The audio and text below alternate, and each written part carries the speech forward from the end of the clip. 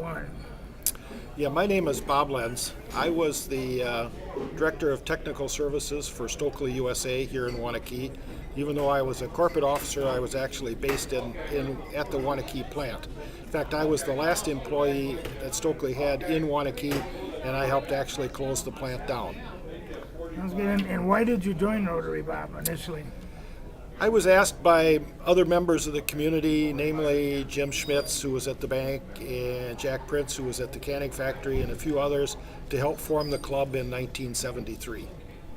Okay, and did you have an office in that original group? Were you Yes, in fact, I was actually the charter secretary treasurer of the club, and I did that for about 3-4 years. I kept track of all the money, and we were a lot more informal in those days than we are now.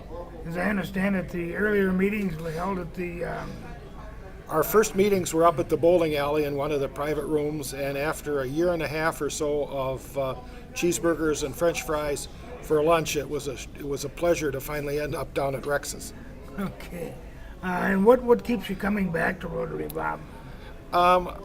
I think it's the business contacts and the fellowship and service to the community, all of the projects we do that we plow back either resources or money into the community.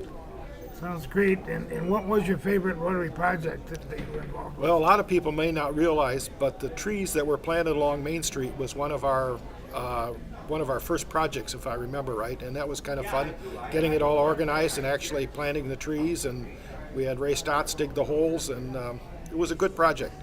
Sounds excellent. I've looked back at some of the earlier projects that the group did, and even though it was originally 23 members, I believe, when it was first formed, very, very active in the community, and I laud you for that.